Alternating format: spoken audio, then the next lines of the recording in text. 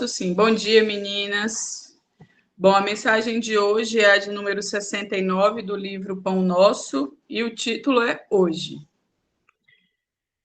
Antes, exortai-vos uns aos outros todos os dias, durante o tempo que se chama hoje, para que nenhum de vós se endureça pelo engano do pecado. Paulo.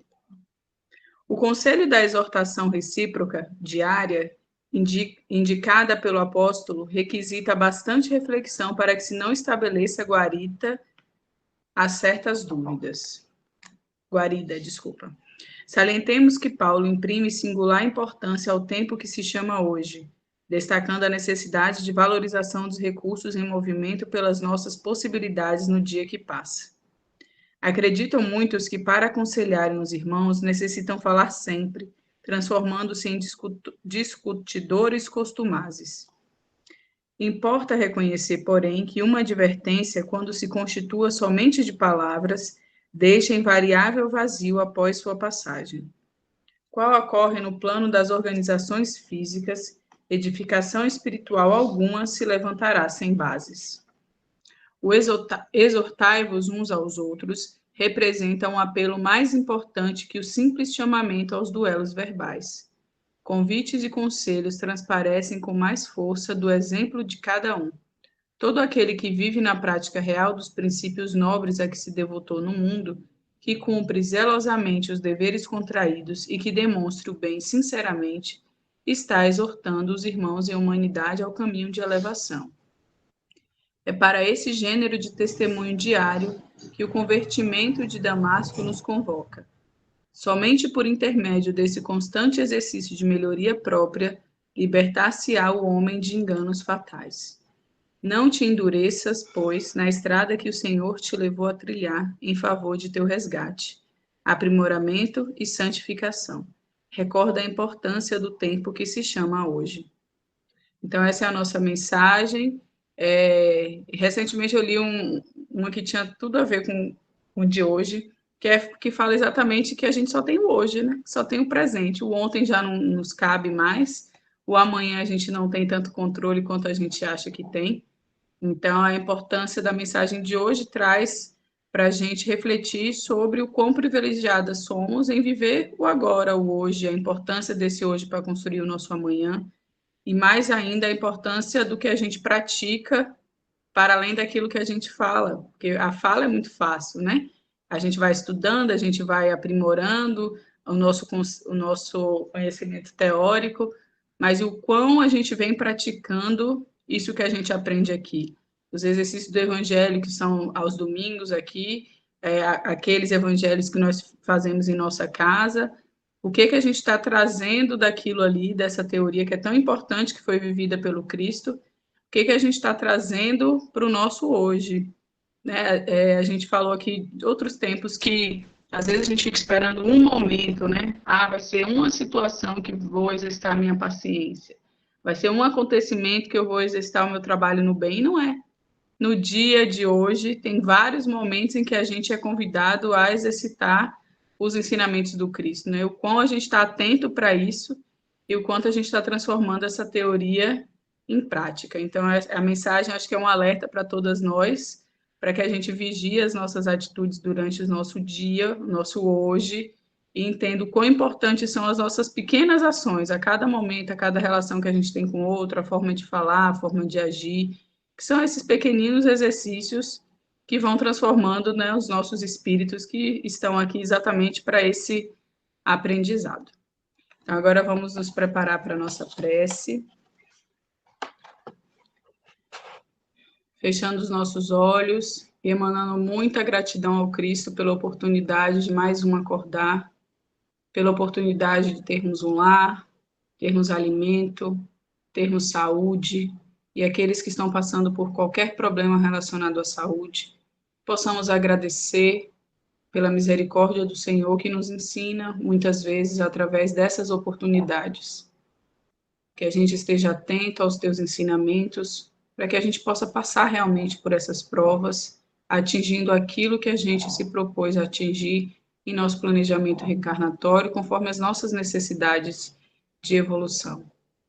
Agradecemos, Senhor, a espiritualidade de luz que já está no nosso lar, que emana energias positivas, energias de amor, que sejamos cada vez mais abertos a recebê-las, lembrando sempre que as nossas atitudes estão de acordo com as energias do bem, com as energias também dos nossos irmãos que precisam de evolução, assim como cada um de nós. Que tenhamos um estudo abençoado, que a misericórdia do Senhor continue fazendo firme e presente em nossas vidas. Que assim seja.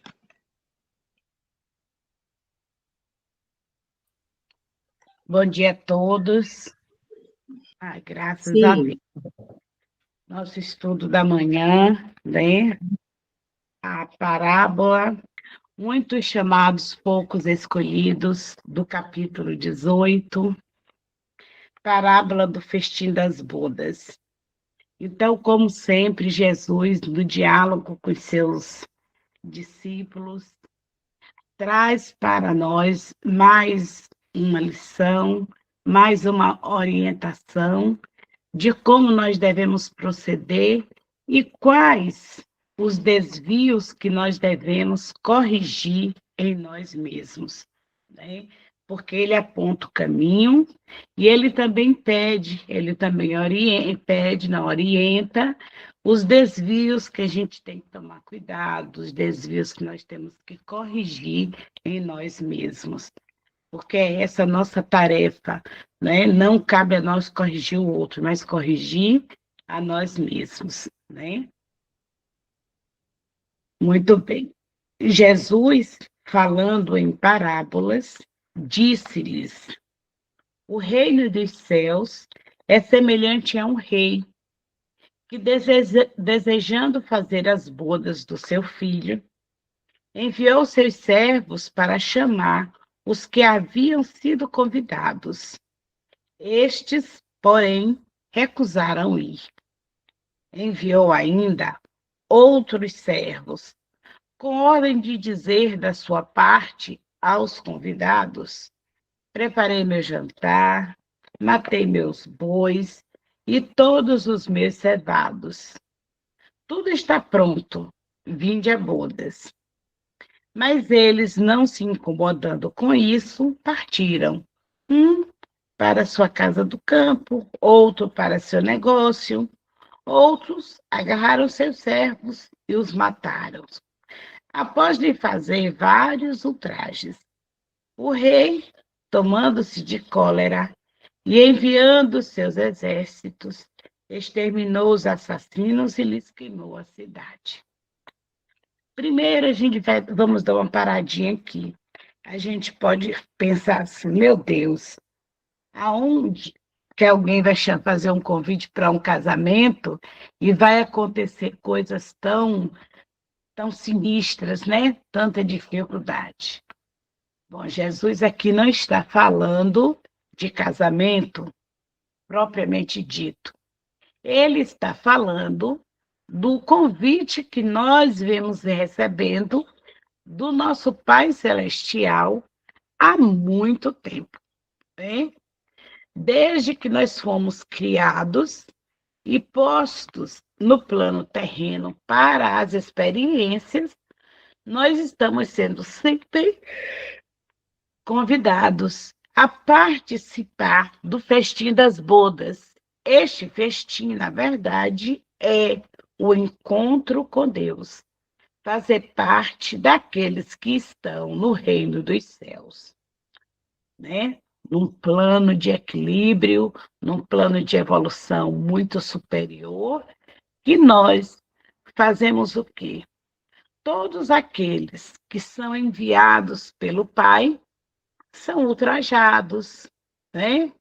São espezinhados, há muitos até foram mortos, e a gente, despreocupadamente, muitos foram para sua fazenda, para sua roça, ou seja, deixaram de participar até mesmo do processo do convite, do ouvir. E tinha coisa mais importante, né?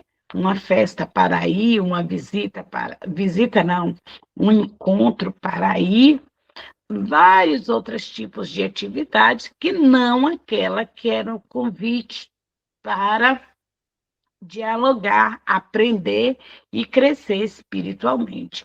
Então, essa parte aqui é justamente isso, dizendo da nossa conduta diante dos convites que foram enviados para nós durante todo o nosso processo de vida, né? Porque desde que nós fomos criados e começamos a experienciar e começamos a nos desviar no processo desses convites, é que nós estamos, né, sendo convidados, são os bons espíritos, nosso anjo da guarda, vamos dizer, ele é um dos enviados do Pai, nos convidando para o festim de bodas, que é essa reunião com o Pai, que é esse encontro com a verdade, com o bem, com o equilíbrio.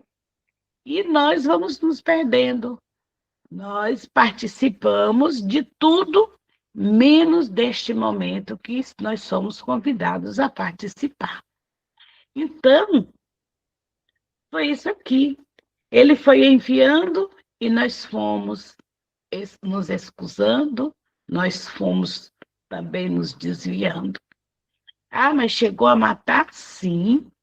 Vamos lembrar que muitos dos profetas que anunciaram a vinda de Jesus, e aí não estou nem falando que anunciaram Deus, que falaram sobre Deus, que anunciaram a vinda de Jesus, muitos desses enviados foram, de fato, mortos. Mortos por quê? Pode não ter sido eu, agora, nesse momento, mas naquele momento, no passado, nos milênios anteriores à vinda do Cristo, nós fomos realizando essas atividades criminosas, né?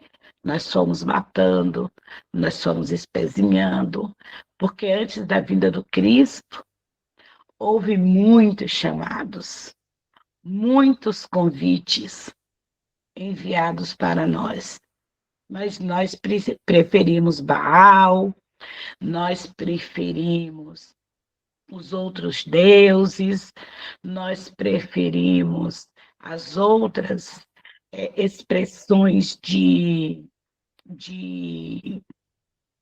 religiosidade, vamos dizer assim, e fomos nos perdendo no caminho.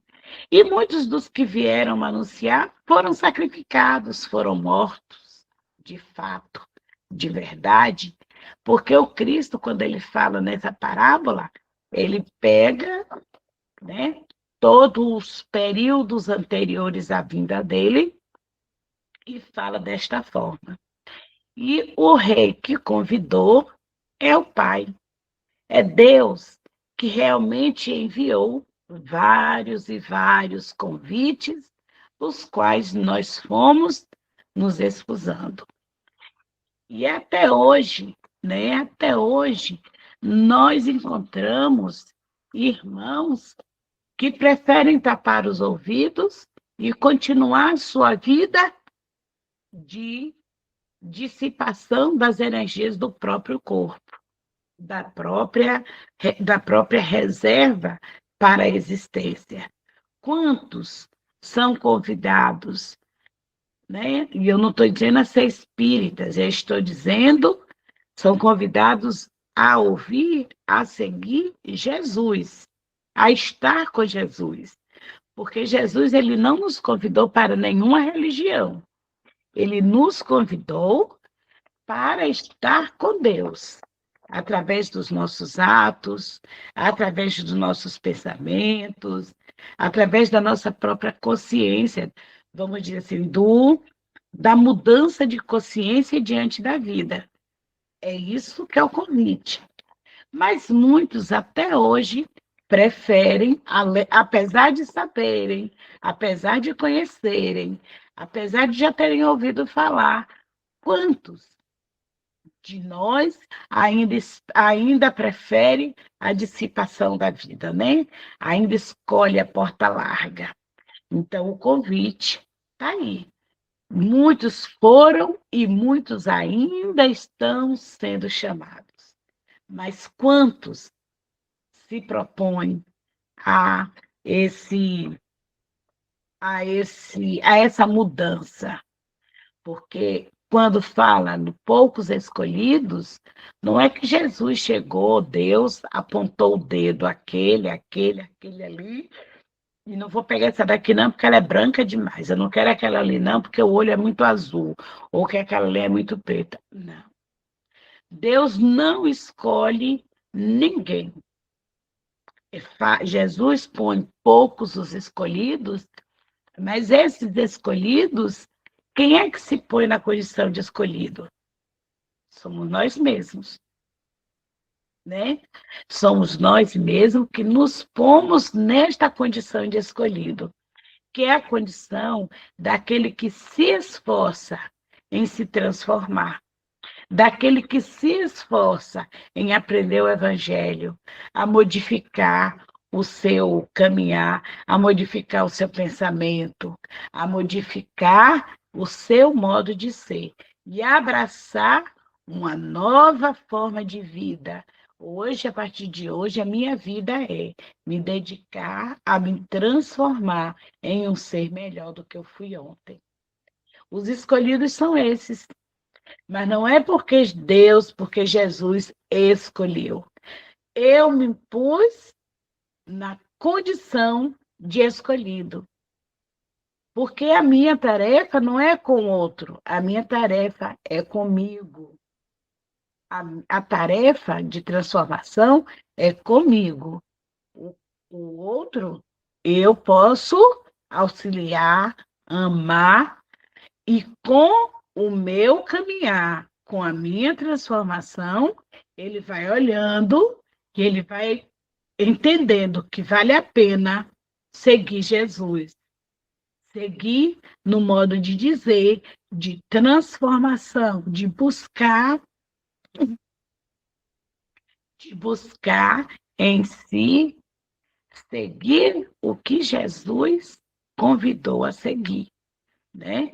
Então, quando falo em escolhido, não pensemos que foi Deus, que é Jesus, que escolhe aleatoriamente. Não é esse o proceder. Lembra quando a mãe daqueles dois jovens, que eu esqueci o nome dos dois, fala com Jesus que ordene que os seus filhos sentiam à sua direita, outro à sua esquerda, e Jesus fala que não era ele, que era o Pai quem assim o fazia, quem determinava quem iria sentar ao seu lado, ele quis dizer exatamente isso. Não é ele quem escolhe, é como é que eu faço para ser escolhido. A nossa pergunta deve ser essa: como é que eu faço para que Deus me escolha? Mas a resposta Jesus já nos deu há muito tempo. A escolha, como eu fazer para ser escolhido, é eu causar em mim a transformação. Porque só cabe a mim, né?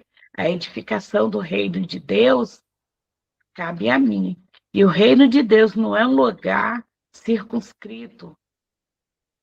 O reino de Deus é uma conquista individual de uma coletânea de virtudes e caminhada, né? E transformação. Será que Jesus vive no reino de Deus? Com toda certeza.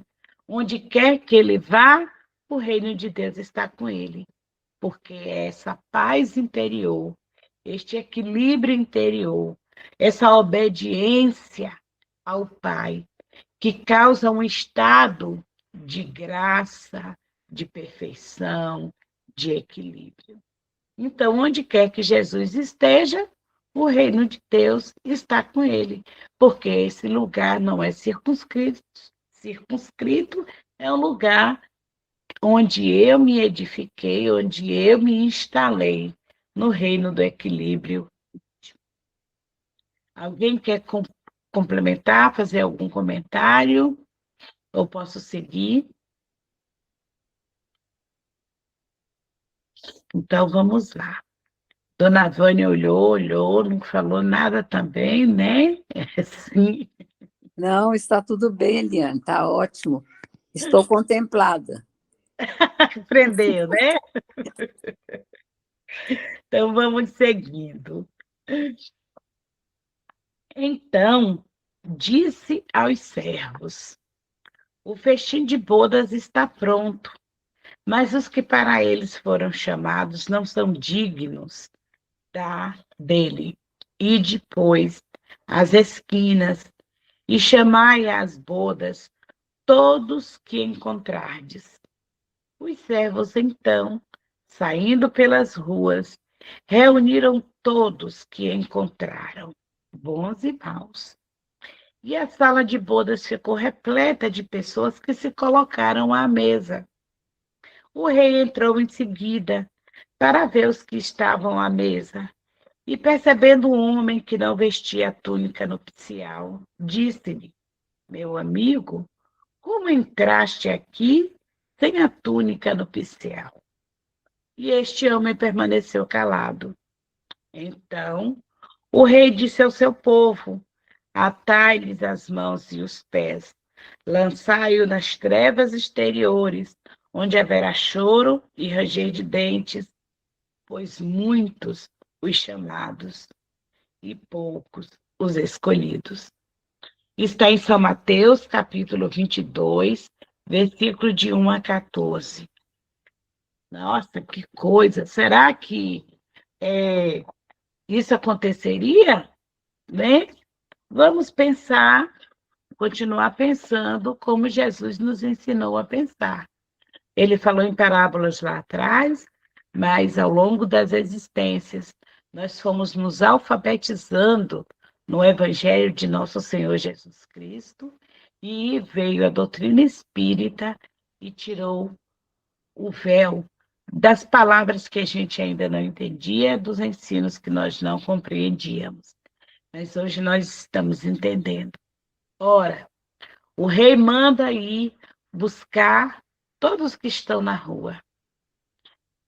A princípio, os ensinamentos de Deus, né, vieram para os profetas. Eu disse que muitos não receberam.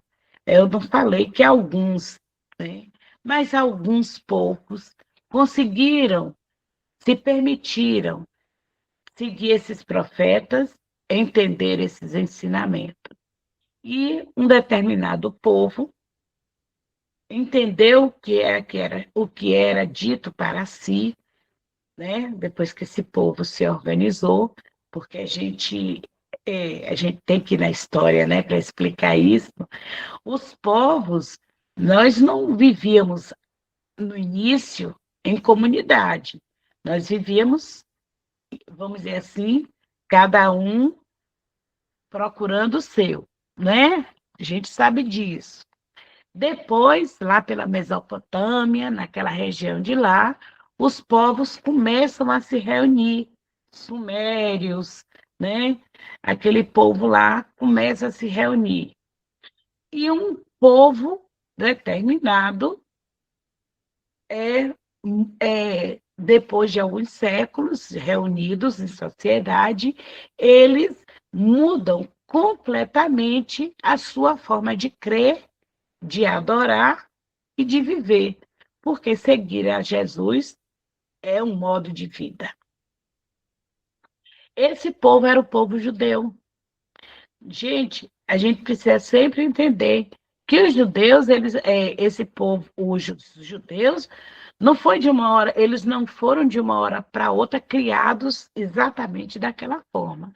Éramos, como nós somos hoje espíritas, vários povos que não acreditavam. Depois, ao longo dos séculos, eles vão evoluindo e vão se reencontrando nesse processo evolutivo, né? E se reúne sobre, digamos assim, uma única tenda, e é esse povo, vamos dizer assim, que tinha um pai, a mais grande maioria de uma única família, que se agrega a outra família com ideais parecidos, se formam, se fundem e vivem sob uma única tenda, é a forma de dizer, tá? Essa tenda, e forma-se o povo judeu, que é o povo que, primeiro de todos aqueles povos criados, que compreenderam que nós temos um Deus único. Esse povo foi o primeiro povo que se pôs na condição de escolhido, naquela época. E eles, ao longo dos séculos, vão, no seu modo de viver, crescendo, agregando novos os ensinamentos. Aí tem Moisés, né? Veja como isso é um processo de construção. Não é nada no estalar de dedos, porque Deus sabe como é difícil para as suas criaturas, depois que se lambuzaram de mel, tirar todo o grude do mel que ficou em si. Você já experimentou lavar a mão de mel, né? Como fica? Quando a gente pega no mel, ele gruda na mão da gente. A gente vai lavar, demora um pouquinho para ele sair, né? A água vai lentamente, assim como tem outras substâncias. Então, nós nos encharcamos em várias substâncias. E aí, aquele povo, o povo judeu, não foi de uma hora para outra que acreditamos em Deus e todo mundo se transformou. Não.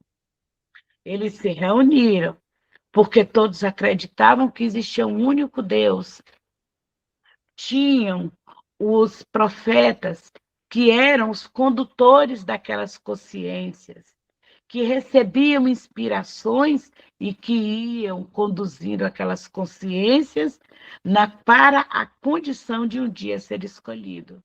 Ao longo dos séculos, muitos antes, né, foram mortos, ao longo dos séculos, até Jesus vir, porque Jesus não veio, não foi porque ele falou, bom, agora está na época de eu ir, porque está todo mundo bem. A decisão de Jesus foi tomada da seguinte forma: é só a gente pensar como nossos pais fazem. Meu Deus, tantos foram lá anunciar como é que você deve viver para estar de acordo com a sua lei, meu pai. Esses meus irmãos são renitentes, difíceis. Eles ainda não estão compreendendo de fato quem é Deus, quem é o Senhor e como o Senhor opera e está conosco. Oh, meu Deus, me permita ir até lá, me permita ir até lá fazer ajudar esses meus irmãos. E aí Deus permitiu. E aí Jesus, como um irmão mais velho, fala: vou, né? Vou apagar, diminuir minha luz, conter a minha essência, me transformar me formar como um deles e vou estar pessoalmente com eles para ajudá-los. E aí vem Jesus. E chegando, ele encontra alguns que não estão com a túnica nupcial. O rei fez o convite, não foi isso? O rei fez o convite, ninguém foi, depois falou, vai lá, pega tudo que está lá jogado lá no mundo que sem eira nem beira. E aí vieram todos. Mas, quando Jesus chega, muitos não têm a túnica nupcial. Não foi o rei que pegou e mandou jogar nas trevas exteriores, né? Como está aqui ao pé da letra. Não é bem assim. É que. Um momento, gente. Mamãe está lá no quarto, meu amor. Eu sei que o olhinho está doendo. Corre, vai para o seu quarto, abre o olho. Pronto. Então, o que aconteceu? Jesus, o que ele faz? Quando tem muitos ainda que não estão compreendendo sequer que Deus é Pai, é único. Jesus vai se reunir com aqueles que vai estar com aqueles no banquete, com aqueles, em primeiro momento, com aqueles que entenderam a proposta de Deus. Ainda que eles não estejam fazendo exatamente na obediência como Deus assim o quer, né? Muitos judeus, mesmo compreendendo, mesmo sabendo que Deus é Deus único, que Deus é amor, justiça e caridade, eles ainda não entendiam. Por isso que muitos deles não foram para o festim de bodas. Se achavam mais do que os outros. Naquele momento, sabiam, mas não seguiam. Ainda hoje, o mundo, que a gente não pode hoje falar os povos, o mundo, todos conhecem Deus. Todos sabem que Deus é o Pai de amor, que é um Pai de justiça, mas cada um faz a sua interpretação, não é? Basta a gente olhar naquela região onde nós estávamos em primeiro plano. Bom dia, Gil Belém. É só a gente pensar quantos estão, sim, tentando, mas tem muitos que estavam ali, que entraram, foram os últimos, foram catados na rua para estar no festim de bodas, mas não entenderam. Antes deles, antes de nós estarmos aqui, né, hoje nessa vestimenta, nós estávamos nas vestimentas daqueles que mataram em nome de Deus nas cruzadas. Aí, mais ainda, mataram em nome de Deus, ainda quando mandavam matar aqueles adoradores de Deus. Depois, aqueles que eram seguidores de Jesus lá nas arenas. Tudo isso está nessa explicação, mas a gente lembra hoje. Quantos de nós hoje estamos lá no Oriente, matando o irmão em nome de Deus, porque acha, né? Ainda não entenderam. Esses se desviaram do caminho e nós temos que orar por eles. Mas os poucos que continuaram reunidos em torno da mesa para o festim das bodas, hoje que compreenderam, devemos nos comprometer cada vez mais com a verdade. Nos comprometer com Deus, esse Deus amor, esse Deus justiça, esse Deus que permitiu que um dos nossos irmãos, porque como Jesus tem outros orbes, cada orbe tem um Cristo, né? Cada orbe tem um Cristo em condição elevada. Então, no nosso orbe, nós temos o Cristo. Nós somos esses convidados, esses catados na rua, em última instância. Os trabalhadores de última hora. Que estamos neste processo. Nós não fomos expulsos? Não, porque já compreendemos que Deus é amor. Nós já entendemos os ensinamentos de Jesus e estamos lutando lutando, nos esforçando para a nossa transformação. Então, muitos, todos, hoje no nosso orbe foi chamado.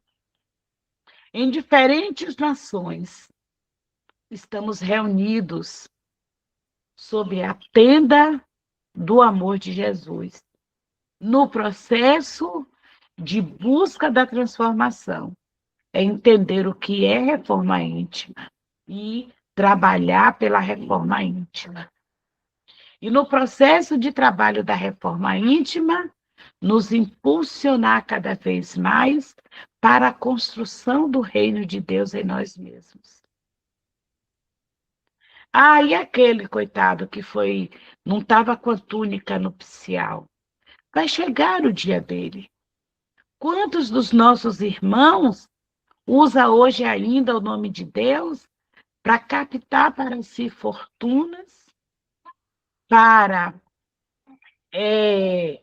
captar para si, né, vamos dizer, como nação, a supremacia, dizer que é maior do que, melhor do que, mais do que, e que a sua nação é a melhor, que estão lá se matando em guerras, destruindo os próprios irmãos, num processo de ir e vir, porque, ora, eu sou muçulmano, ora eu sou judeu, ora eu mato, ora eu morro, num processo contínuo de busca de uma coisa que não é a proposta de Deus. Muitos no nosso país que se diz representantes de Deus e ainda se encontram equivocados. E quem diz isso não sou eu, gente. É o Evangelho. É pegarmos o Evangelho e entendermos o que Jesus está falando. Então, nós precisamos entender o Evangelho de Jesus para que a gente não seja expulso do banquete. E é a nossa condição, o nosso esforço, o nosso trabalho. Eu vou fazer uma leitura rápida do que falta e a gente continua conversando, tá? Porque o item 2 é enorme. Essa parte é o item 1, é a parte que está dentro da Bíblia, que foi retirado da Bíblia, e que nos traz várias reflexões. E agora nós vamos para a explicação que os Espíritos nos deram acerca desta parábola. O incrédulo zomba desta parábola que lhe parece pueril ingenuidade, pois não compreende que se possa contrapor tantas dificuldades para assistir a um festim, e ainda menos que os convidados estendam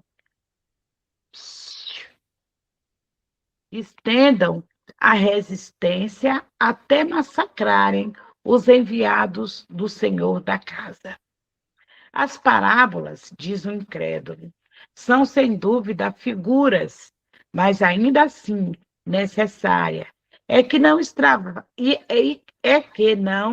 extravassem os limites do verossímil. Isso também pode ser dito de todas as alegorias, das fábulas mais criativas, caso não forem despojadas do envoltório para buscar o sentido oculto. Jesus modelava as suas a partir dos usos mais comuns da vida e as adaptava aos costumes e caráter do povo a que falava. A maioria delas possuía por objetivo fazer penetrar nas massas a ideia da vida espiritual. O sentido só parece, muitas vezes, ininteligível quando não se parte desse ponto de vista. Nessa parábola, Jesus compara o reino dos céus, onde tudo é alegria e ventura, a um festim de bodas. Pelos primeiros convidados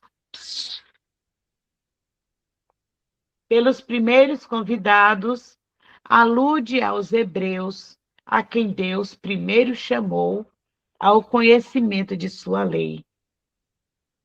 Os enviados do Senhor são os profetas que vieram exortá-los a seguir o caminho da verdadeira felicidade. Mas suas palavras foram pouco ouvidas, suas advertências desprezadas. Vários foram, inclusive, massacrados, como os servos da parábola. Os convidados que se desculparam, alegando o dever de cuidar dos seus campos e negócios, simbolizavam as pessoas mundanas que, absorvida pelas coisas terrenas, mantém-se indiferente às coisas celestiais.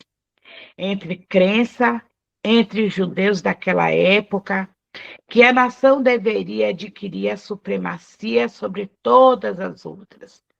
Com efeito, Deus não tinha prometido a Abraão que sua posteridade cobriria toda a terra, mas sempre tomando a forma pela essência, acreditavam em uma dominação efetiva e material. Antes da vinda do Cristo, todos os povos, à exceção dos hebreus, eram idólatras e politeístas. Se algumas pessoas superiores ao vulgo conceberam a ideia da unidade divina, essa ideia permaneceu no estado do sistema pessoal, mas em nenhuma parte foi aceita como verdade fundamental, a não ser por alguns iniciados que escondiam seus conhecimentos sob uma forma misteriosa, impenetrável às massas. Os hebreus foram os primeiros que praticaram publicamente o monoteísmo. Foi a eles que Deus transmitiu sua lei, inicialmente por Moisés, depois por Jesus. Foi desse pequeno foco que partiu a luz destinada a expandir-se pelo mundo inteiro, triunfar sobre o paganismo e dar a Abraão uma posteridade espiritual, tão numerosa quanto as estrelas do firmamento. Mas os judeus, embora repelindo a idolatria, negligenciaram a lei moral para se apegarem à prática mais fácil das formas exteriores. O mal atingira seu ápice. A nação escravizada estava dilacerada por facções, dividida por seitas.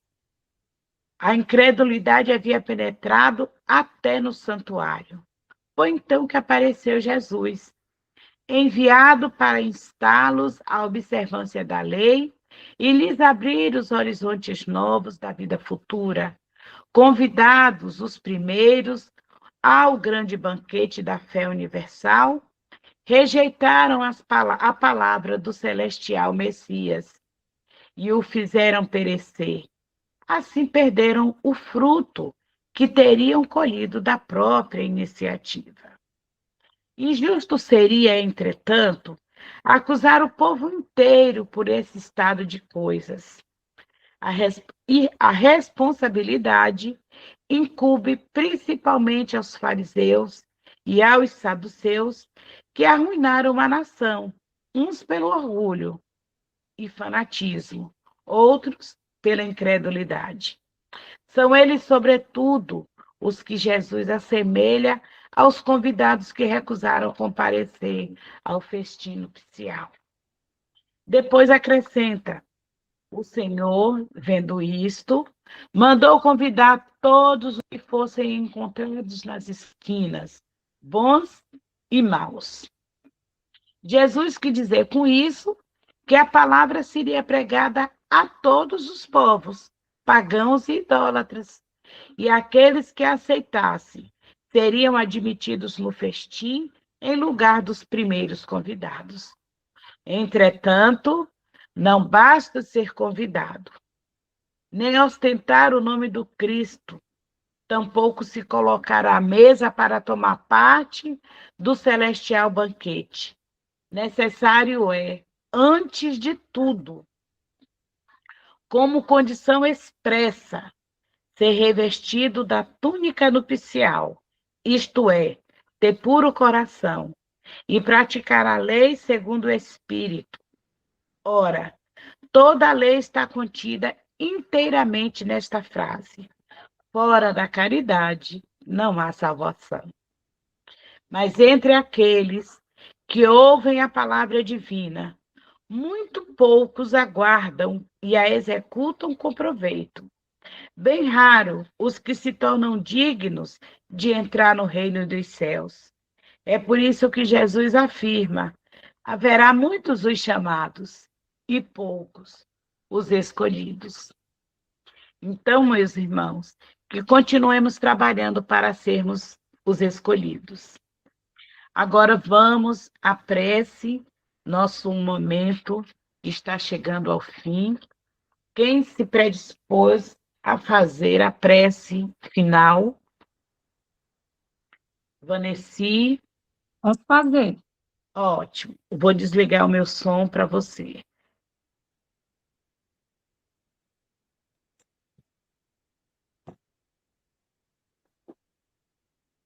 Então, vamos mais uma vez agradecer a oportunidade de estarmos aqui reunidos em Seu nome, Senhor. Começando o nosso domingo com a Tua palavra. Fazei, Senhor, com que possamos colocar essas palavras em prática, fazendo de todo dia a nossa reforma aí. Vamos fazer as nossas vibrações. Vamos vibrar por todos os encarnados e desencarnados. Vamos vibrar por todos os países, aqueles em guerras, em conflito, em guerras em nome de Deus. Vamos vibrar pelo nosso Brasil, pelos seus governantes, que eles possam mais olhar pelo seu povo e menos por si mesmos.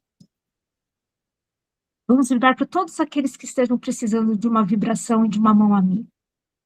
As pessoas sem casa, sem família, sem emprego. As pessoas nas ruas. Senhor, hoje começa o inverno. Em São Paulo já há muito tempo está frio. Minha Nossa Senhora, coloca seu manto sobre essas pessoas, para que elas possam se sentir aquecidas, pelo menos na alma. Vamos vibrar por todas aquelas pessoas que estejam em hospitais, em presídios, orfanatos, asilos, que todos aqueles possam receber a luz divina, um conforto em suas almas. Vamos vibrar pelas nossas famílias, que os nossos benfeitores possam estar conosco, nos protegendo, iluminando o nosso lar, nos protegendo de todo o mal, Senhor. Pedindo pelas nossas águas, que elas possam ser fluidificadas e que nos tragam o remédio que necessitamos, seja de males físicos ou espirituais.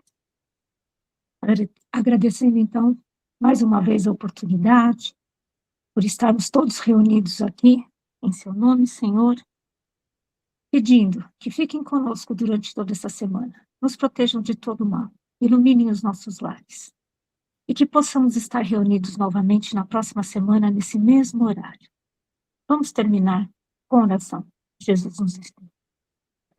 Pai nosso que estais no céu, santificado seja o vosso nome. Venha a nós o vosso reino. Seja feita a vossa vontade, assim na terra como no céu. O pão nosso de cada dia dai-nos hoje, Senhor. Perdoa as nossas dívidas, assim como nós perdoamos os nossos devedores.